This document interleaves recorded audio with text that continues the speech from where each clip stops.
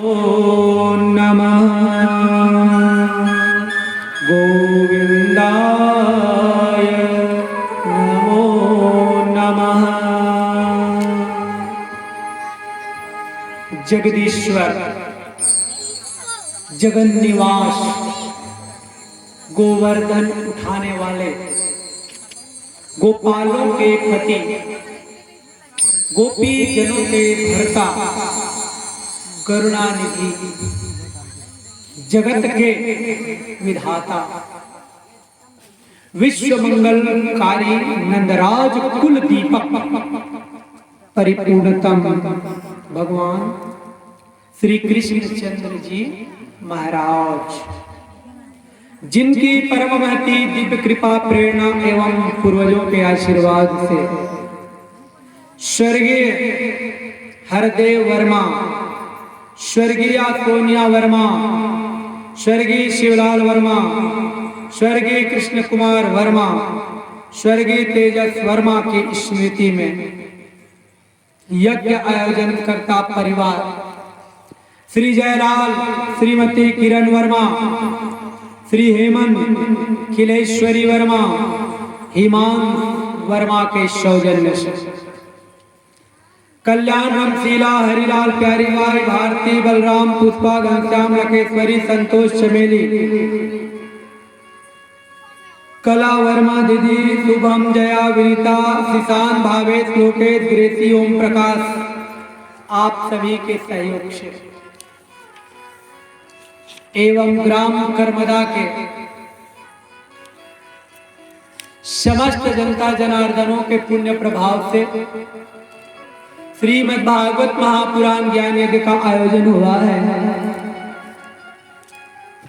जिस पावनी यज्ञ का आज तृतीय दिवस का सोपान आरंभ होने जा रहा है। धर्म प्रेमी सज्जनों, आइए इस आनंदमय पुण्यदायी मोक्षदायिनी कथा को मन लगा करके सुने, जिससे हमें भी भगवान श्री कृष्ण जी की कृपा मिले, जीवन धन्य बने। कल आप लोगों ने कथा श्रवण किया, अंतिम कथा चली ध्रुव भक्त की कथा। किसकी कथा सुने का? ध्रुव।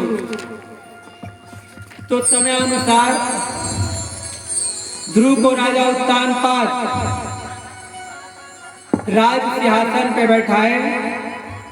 ध्रुव की दो पत्नियां हुई, भ्रमी और इला। ध्रुव को 3 बेटे हुए, कल्प और वत्सर, तीसरे का नाम उत्कल। ध्रुव राज शासन बड़े अच्छे ढंग से किया। जो ही 36,000 वर्ष बीतने को था, एक दिन ध्रुव को मन में आया विचार, बालकपन में मैं भगवान का दर्शन पाया, लेकिन आज मैं राजपाट और परिवार पत्नी के माया में फंस गया। ये ठीक नहीं हुआ है। लोग भगवान को पाने के लिए कितना तरसते हैं, मैं भगवान को पाके छोड़ दिया। ये दुनिया के माया के मोह बंधन में फंस गया मैं। ध्रुव सोच लिया, नहीं, ये राजपाट का मैं त्याग करूंगा,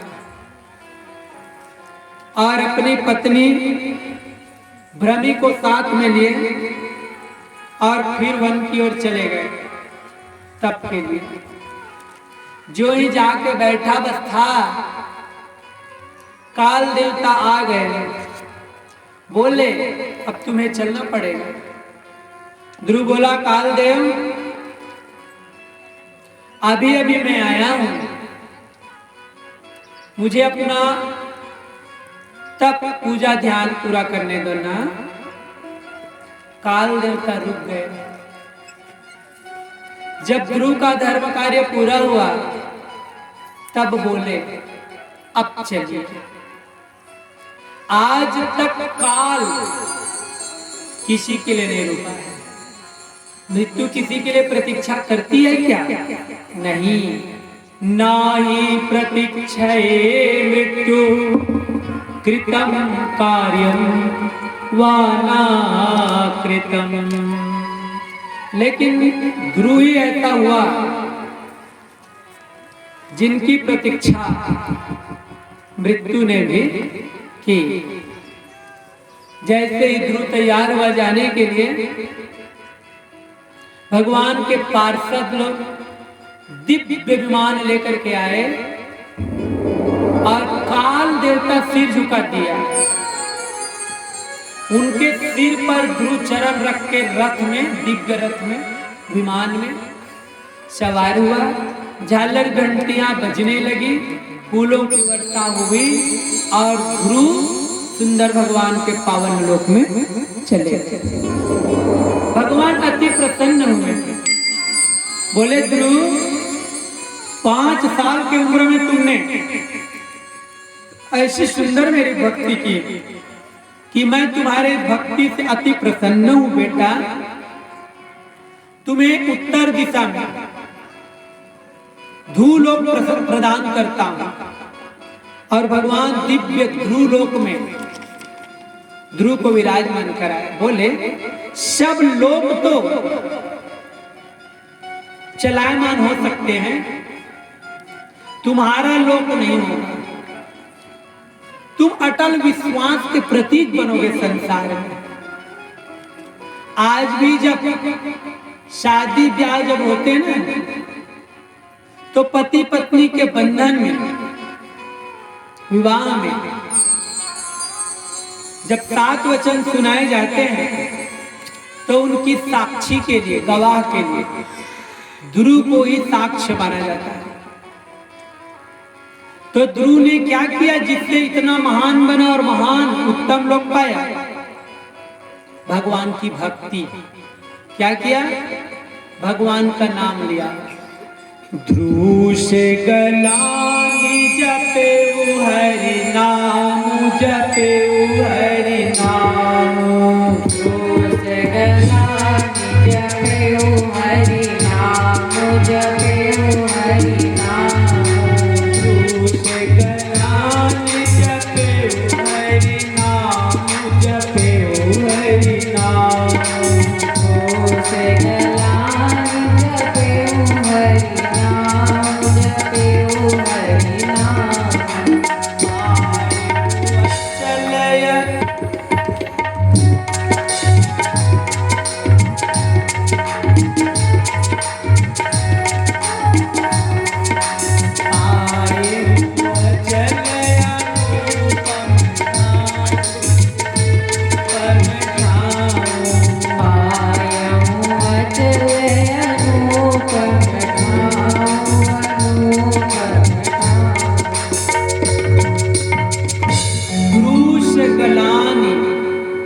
जपे हरि नाम, पायो अचल अनुपम।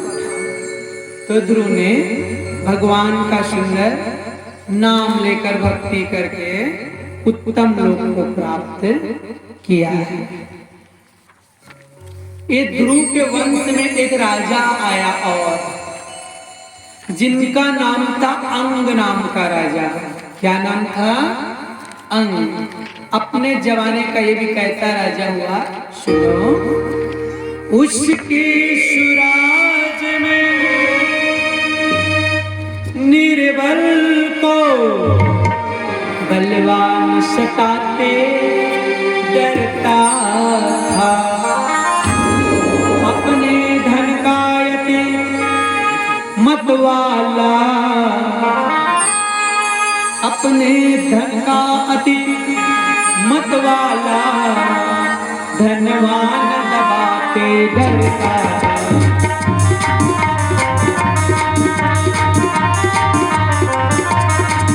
धनवान दबाते डरता था, धनवान दबाते डरता था, धनवान दबाते डरता था। तो राजा अंग की शादी हुई है एक राक्षसी कन्या से। मृत्यु नामक एक राक्षस हुआ जिनकी बेटी का नाम सुनी था। उनसे उनकी शादी हुई है। तो अब ये प्रश्न उठता है कि जब राजा इतना महान था तो उनकी शादी राक्षसी कन्या से क्यों हुई? तो ये ब्रह्मा के बनाए ये लेख है। कहते हैं जाको विधि ने लिख दिया, छठी रात के अंक राई बढ़े न तिल घटे, रहे रे जीवनी संग। तो ब्रह्मा जी क्या क्या लिखते हैं? जन्म मरण विवाह गति सोई, विवाह गति सोई, विवाह गति सोई, विवाह गति सोई। जस लिखा तहाँ तस होई, तहाँ तस होई। जस लिखा तहाँ तस होई, तहाँ तस होई। जहाँ जस लिखा तहाँ तस होई, तहाँ तस होई।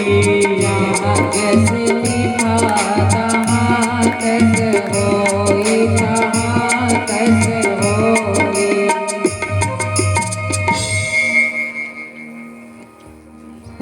त्रयः काल कृता पाशा शक्यन्तेन निवर्तितुं, विवाहो जन्म मरणं यथा यत्र च। जन्म, विवाह और मरण, ये तीनों ब्रह्मा जी ने जो लिख दिया उनके अनुसार ही होता है। भले ही हम सब तर्क लगाते हैं, ऐसा करता तो नहीं मरता, ऐसा करते तो ऐसी घटना नहीं होती, लेकिन नहीं, ब्रह्मा जी ने तो छठवीं रात में वो सब निर्धारित कर दिया है। अब कुछ लोग हठ करने का प्रयास करते हैं, जिद नहीं होगा, ऐसा नहीं होगा, लेकिन नहीं, ब्रह्मा के लेख को मिटना इतना आसान नहीं है। तो कई लोग हठ करते हैं, लेकिन उसके हठ का क्या परिणाम हुआ, इनके बारे में भी ध्यान से सुन लो।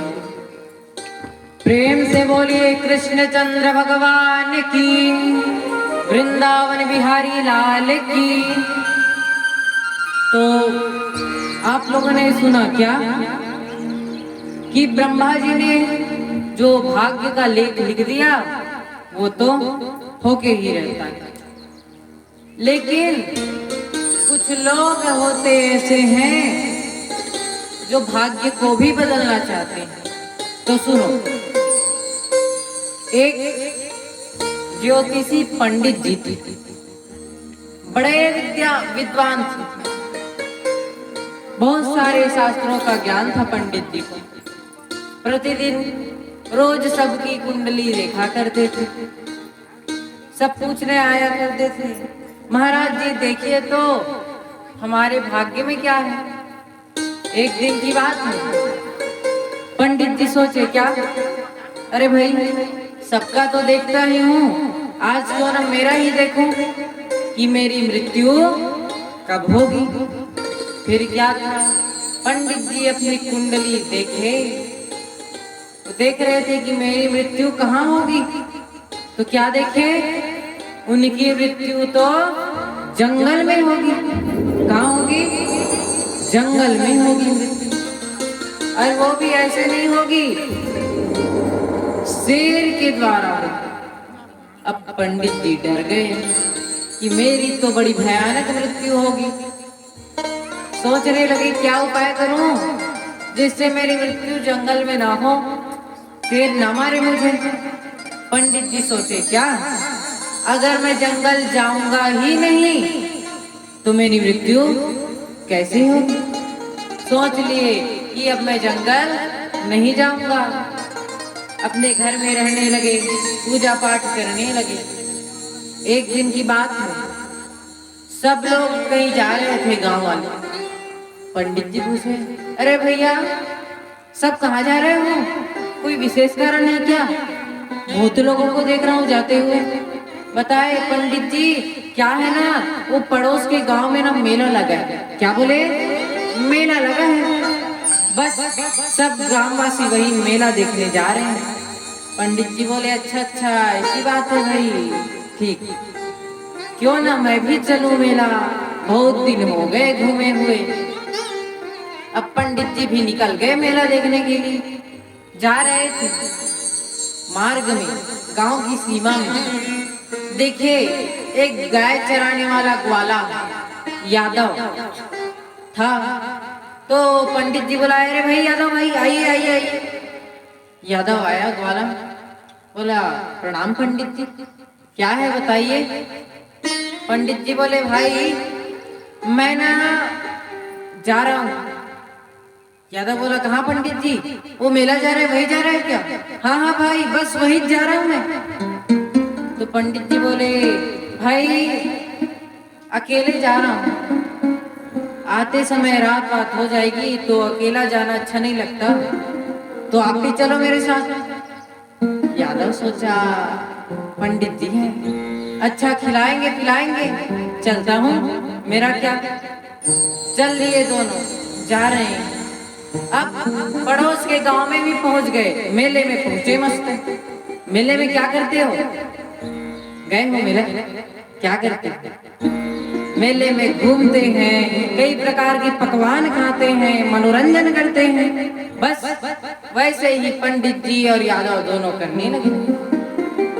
अब धीरे धीरे मेले में ऐसे भूले कि समय का पता ना रहा, रात हो गई। अब पंडित जी बोले, यादव भाई अब मेरा तो बहुत घूम लिया जी, अब चलते हैं। आने लगे दोनों। अब थोड़ी दूर आए, यादव बोला, ए महाराज, हम लोग जिस रास्ते से आए हैं ना, वो बहुत लंबा रास्ता है जी, क्यों ना जंगल की तरफ से जाते हैं। पंडित जी बोले, नहीं नहीं नहीं भाई, जंगल की तरफ से नहीं जाएंगे। यादव बोला, क्या भाई, पंडित जी होके इतने सारे मंत्र जानते हो, श्लोक जानते हो, फिर भी डरते हो, क्या होगा, चलो चलते हैं, कुछ नहीं होगा। अब पंडित जी सोचे, ठीक ही तो कह रहा है, आज ही थोड़ी शेर खा लेगा मुझे, आज ही थोड़ी ना मर जाऊंगा। फिर क्या था, दोनों यादव और पंडित जी जंगल के रास्ते होते हुए आ रहे थे। जंगल में प्रवेश किए, अंधेरा छा रहा, घनघोर अंधेरा। जब जंगल के बीच में गए, ठंडी ठंडी हवाएं चलने लगी, मानो डर सा लगने लगा, मन में भय लगने लगा दोनों को। अब यादव बेचारे को तो कोई पता नहीं, पंडित जी ज्यादा डर रहे हैं। दोनों जा रहे हैं जा रहे हैं, बीच में आए जंगल। तभी क्या हुआ, जोरों से शेर दहाड़ा, और शेर क्या दहाड़ा, यादव बेचारा बेहोश हो गया। यादव तो बेहोश ही हो गया। पंडित जी भी डर गए कि अब मैं करूं तो करूं क्या, बहुत ज्यादा डर गए। फिर क्या, सोचने लगे। पंडित जी बेहोश हो गए, यादव नहीं, पंडित जी बेहोश हो गए डर के। अब यादव सोचने लगा, मैं करूं तो करूं क्या, पंडित जी तो गए, अब मैं अकेले क्या करूं। अच्छा एक काम करता हूं, छोड़ के भाग जाता हूं तुरंत। थोड़ी दूर गया, सोचने लगा, अरे भाई ये बेचारा पंडित मेले से मुझे इतना खिला के लाया और मैं इसे शेर के खाने के लिए छोड़ दूं, नहीं नहीं भाई ऐसा नहीं करता, उठा के ले जाता हूँ। फिर क्या था, कंधे में उठाए पंडित जी को और ले जाने लगे। थोड़ी देर ले गए, उतारा नीचे, बोला अरे बाप रे कितने वजन है पंडित जी। क्यों, पंडित जी तो यजमान के घर का घी दूध दही मस्त पकवान खा खा के मोटे वजन हो गए थे। हम लोग नहीं है ऐसे, चिंता मत करना। अब बेचारा यादव सोचा करूँ तो क्या करूं। अब दूसरे कंधे में उठाया पंडित जी को, फिर ले जाने लगा। रास्ते में एक गुफा दिखी। क्या गुफा? सोचा अरे गांव तो बहुत दूर है, कितने दूर ऐसे उठा के चलूंगा। गुफा में ले गए पंडित जी को और सुला दिया। सोचा अब सुबह चले जाएंगे, खुद भी सो गया। इधर जंगल में अंधेरी रात में घूमता हुआ आ रहा है कौन? शेर। अब वो बेचारे तो निश्चिंत सोए हुए हैं। कहाँ? गुफा में। और गुफा में कौन रहता है? शेर। और शेर ही के गुफा में सोए हुए हैं। पंडित जी तो बेहोश थे। यादव आंख बंद करके ऐसे लेटा हुआ। शेर इधर आया चुपके से। बहुत जोरों की भूख लगी थी बेचारे को। अपने गुफा में जैसे ही प्रवेश किया, देखा क्या? दो नर हैं, दो मानव। माने क्या? उसको तो बड़ा मजा ही आ गया। क्यों? क्योंकि उसको भोजन मिल गया। और जब शेर देखा, जोरों से दहाड़ा। यादव देखा, अरे बाप रे शेर आ गया। वो भी बेहोश। फिर क्या? शेर ने आगे भोजन देखा, न इधर देखा न उधर, तुरंत कूद पड़ा और पंडित और यादव दोनों को मार डाला। तो क्या सोचे थे पंडित जी कि अगर मैं जंगल ही ना जाऊं तो मेरी मृत्यु कैसे होगी? तो भैया एक बात याद रखना, तुम चाहो या ना चाहो, ब्रह्मा जी ने तुम्हारे भाग्य में जो लिख दिया, जितना मिलना है तुम्हें, जहाँ मरोगे वहाँ मरोगे ही, जहाँ शादी ब्याह होनी है, जहाँ जन्म लेना है वहाँ लोगे ही। इसीलिए कहते हैं क्या? जन्म मरण अभी वाहगति सोई, जहाँ जैसे लिखा तहाँ तैसे होई। राम सिया राम जय जय राम। राम सिया राम जय जय राम। जन्म मरण अभी वाहगति सोई, जहाँ जैसे लिखा तहाँ तैसे होई। राम सिया राम जय जय राम। राम सिया राम जय जय राम। तो जान लीजिए, भाग्य का लिखा कहीं नहीं जाता। आपको जो मिलना है वो मिलके रहेगा। प्रेम से बोलिए कर्म फलदाता भगवान की। तो राजा